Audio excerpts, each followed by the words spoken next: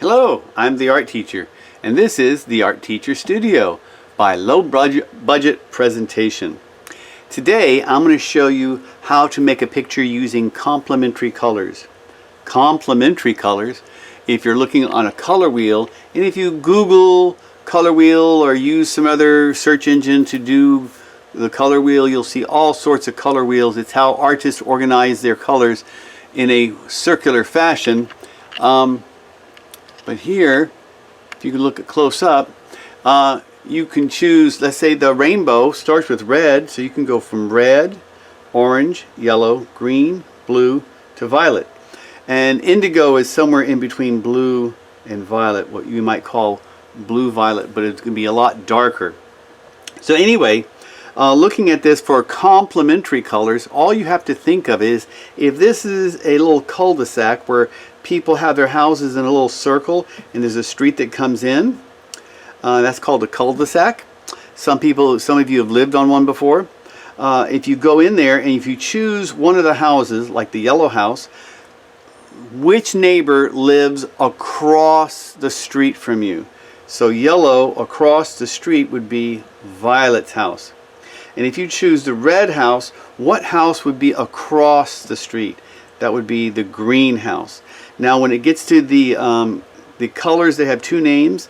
The yellow, like yellow green and yellow orange. Tertiary colors are what they're called, or intermediate colors is another name. Yellow orange here would be blue violet over here, and it's easier to see that once you have a color wheel.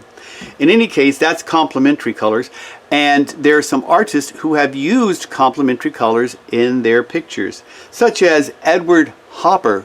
You had this picture here called Sunday Afternoon, and as you can see, he's got the bottom parts of here of this building, these stores, green, mostly green, and the top is red. Red and green are opposites. They're complementary color schemes.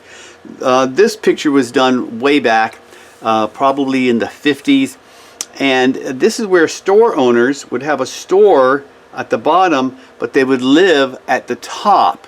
So when they went to work, they just went downstairs, and that's where their work was. It was very convenient. You can see a barber shop here and some other things going on. But it was green here, mostly green, and then red up here. So that's complementary colors. Now I found some pictures. I could not find the artist's name, except this one has Chris Carter, I think. It looks like it's Chris Carter right there, Chris Carter. So but here's but I could not find it where I got it from on the internet. It was like public domain, so whoever had that website didn't have their name on it, which they should. Here you have cups, simple cups, green cups with a red background. Not the whole thing is red. You can see where the edge of the table is here, and there's a little bit of blue there, but the majority of the picture is red and green. Green cups, red tabletop. Complementary colors. Here we have an orange bowl. See, that was red. Orange looks pretty. This looks pretty close to red, but really it's orange bowl with a blue saucer, and it was done very painterly. A lot of paintbrush in there. And again, could not quite find the name of this artist, but his signature is right there. I can't quite read it. In any case, very nicely done picture. If I ever find the name, I can be able to post it below. Okay, and same thing with this one. I see the name here, but whoever there was this one website who was just doing a bunch of public domain pictures and could not find where they give credit to the artist. But here's a lovely picture of a slice of looks like blood orange, or blood orange, I guess they call it, or it could be pink grapefruit. But you see, it's more orange and blue. I know it kind of looks like red, but in the real picture it's more orange, and then you have the blue. Orange and blue are opposites. Now here is where I got my idea of what we're doing. Someone did some citrus. It looks like citrus to me, and they had a whole bunch of pictures, and they drew the center of a orange of some sort, and then they, with the slices, the segments, and then they did the inside one color, on the outside they did the opposite color. Here's a close-up picture of it where they did types of yellows here, but then they did purples, different purples on the outside. Well, that's what we're going to do. We're going to be doing something just like that. To do that, I have sliced up an orange and a lime. And I sliced it up a couple of hours ago so it could dry up a little bit, because I don't really want it wet. Okay? And I'm going to show you a printing technique. And that is when you're able to get paint or watercolor or ink or something that you can put this on the ink or the paint, pick it up and then press it on your paper. So and I'm going to try something that you might be able to do, and that is, let me get my paper here. You're going to do some watercolor, and I had a lid. My lid has disappeared. I had my lid. I had a clear lid. Here it is. It's behind me. I got it. Whew, almost had to start my whole video over. Here's a clear lid, and I have some watercolor here, and I'm gonna get some water onto my lid, and I'm going to use, first of all, I want to have a black, and I don't have black, but if I take a little bit of yellow, put a couple of drops of yellow, I'm going to put a couple more, I want to make this really rich, and that's yellow, and then I get blue, and I mix a couple of dots of blue. Let me zoom in a little bit so you can see how this looks. Woo, wrong way, there you go. Ah, the blue with the yellow makes a green. Then I'm going to take red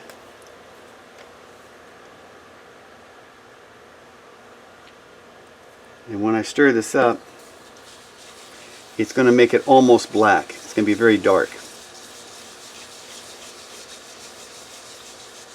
Okay, so now my thought is, if I dip, I'm going to put a little bit more water in. I want to cover this whole thing a little bit. I may have to add some more dye there. Okay. Oh, that's covered it good. That looks black, doesn't it? Well, kinda. Maybe it's green, so I kind of tilted a little bit and I saw that there was a little bit of green in there, so I'm going to put a little bit more red, the opposite color. So if you put opposites together, you make kind of a darker brown. It's not going to be a real black. So let's see what happens here. Now let me zoom back out. Here we go. Just to test this out, I'm going to have this line. I'm simply going to press it in there, pick it up, and press it on my paper.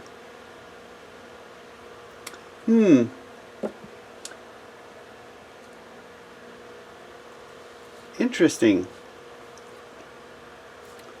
So let me see if I can wipe this off a little bit.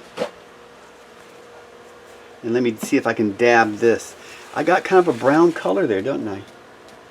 Oh. So you can see how I've gotten some citrus looking things here. What would happen if I took a brush and just brushed it on there?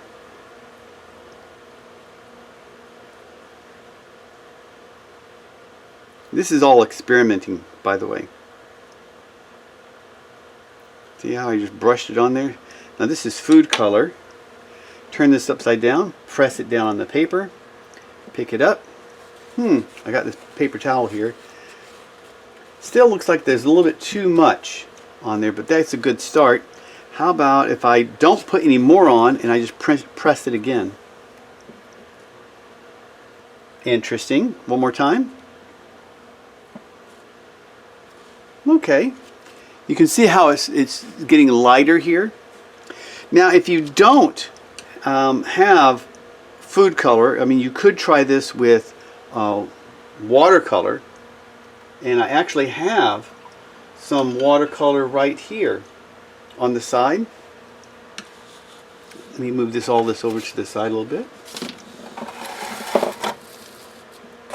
Here we go.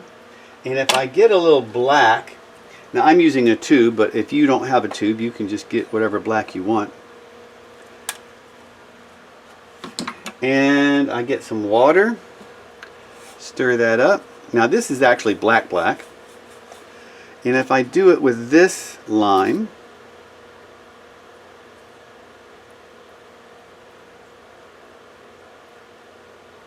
just like that, let's see what happens here. A lot of water there. Let me see if I dab that up a little bit. Oh, that turned out a lot better.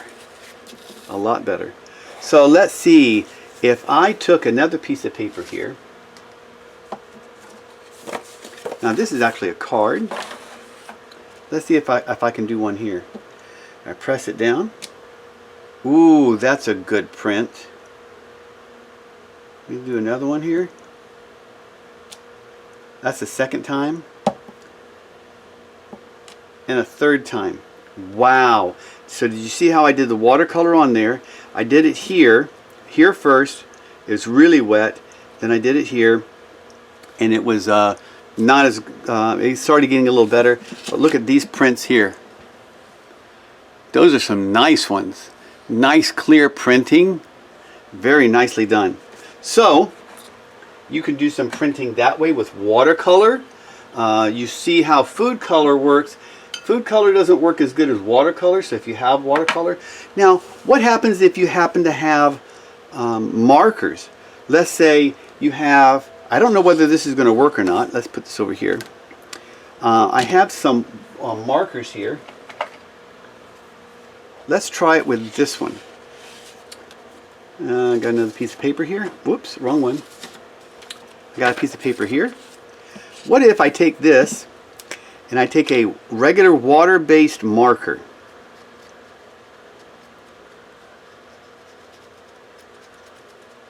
Wow, it's looking green. This is black, but when I put it on the orange here, it's changing the color. Very interesting. Okay, so I'm going to try and cover it up as much as I can. Let's see how this works. I have no idea if this is going to work or not. Experiment time. Okay, put my cap back on. Now let's press it down. Pretty good. Ooh, way too much. Way too much. Oh, that's really juicy. That's way too much. Oh, it soaks through the paper really bad. Let me put that over there. How about if I got another piece of paper? Maybe this piece of paper. This is good watercolor paper. Maybe don't press it so hard. Nope. Seems like marker didn't work that well. So it looks like watercolor does, and I know that temper paint does. So if you have temper paint, that'll work too. It looks like food color kind of works, but out of all these, watercolor works the best, and then temper paint. Okay, now let me show you what I did here. Oops. Here is some I did before with temper paint. And you can see you can still do a little experimenting.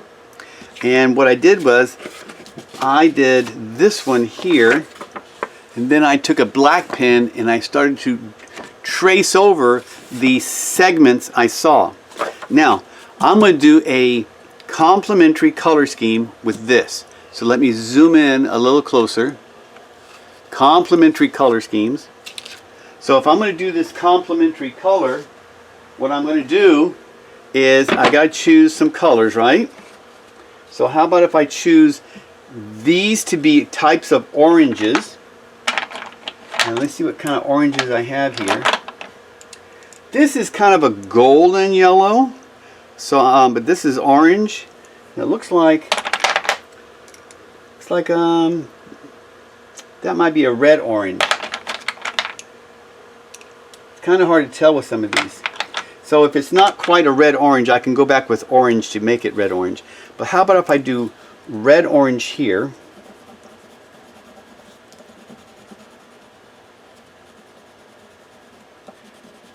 See how fast I can do this. How much time do I have? Ooh, I went overboard.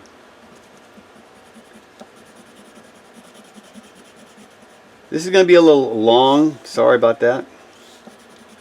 I try not to make these too long. But this is going to be a little longer than normal.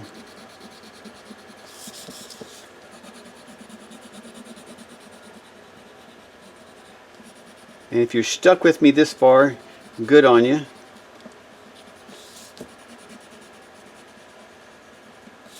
Give you something to do. I kind of like the way this is looking. And then I'm going to do the orange right here.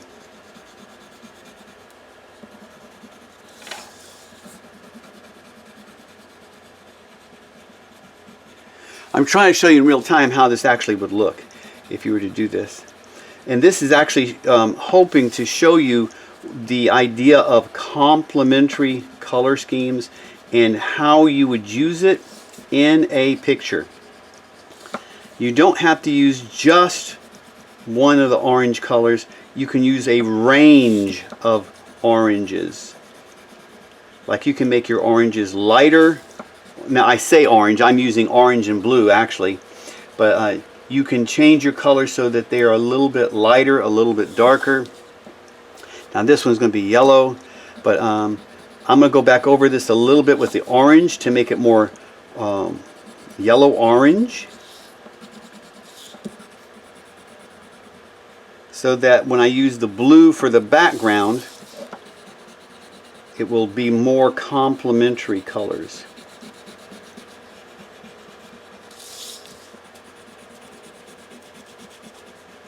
Now you can use ink for this.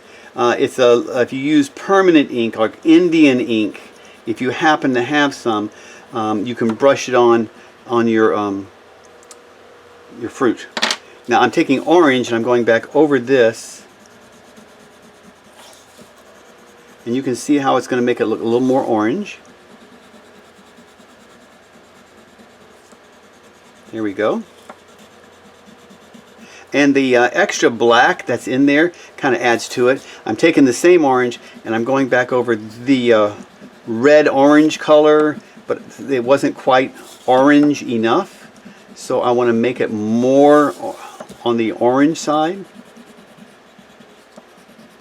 There we go. And if you leave some of the white spaces in there, that's perfectly fine. Now I'm going to take the blue. And I've got a couple of blue colors here, as you can see. Yep, got a couple of blue colors. And I'm laying it down and kind of rubbing it a little bit, just to kind of speed things up. If I was going to do this as a regular picture, I think I would do it a little, take a little more extra time. But as you can see, I'm using this one blue.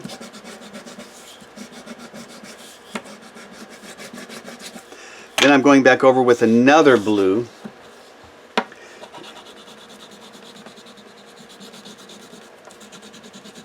So I'm using two different types of blue. Blue and orange are opposites. But this particular picture, I'm kind of leaving the edges unfinished, as it were. And I can do, if I wanted to do the outside green, or better yet, since it's supposed to be an orange, I can do this outside edge orange. Color that little outside edge. And sometimes you get an orange with some green on it. Remember, don't you know that? Have you seen that before? where you have some green on it. So I can go back over this and just put a little bit of maybe green. Let me get my green back here. Just a little bit. There. So there you have my complementary color scheme fruit. I have orange and blue. Those are complementary color schemes. So now that I showed you how to do some printing, making a copy of the fruit that I had, and then using the opposite colors to color it in. Ooh, I see something I should have done right here, and that is the inside. I can color the inside there too. That kind of stuck at me there. There, that looks better. All right, now, I hope you have fun with this. Try it, give it a shot. Don't be afraid to make mistakes. Experiment, play around. Have fun, and I will see you guys next time.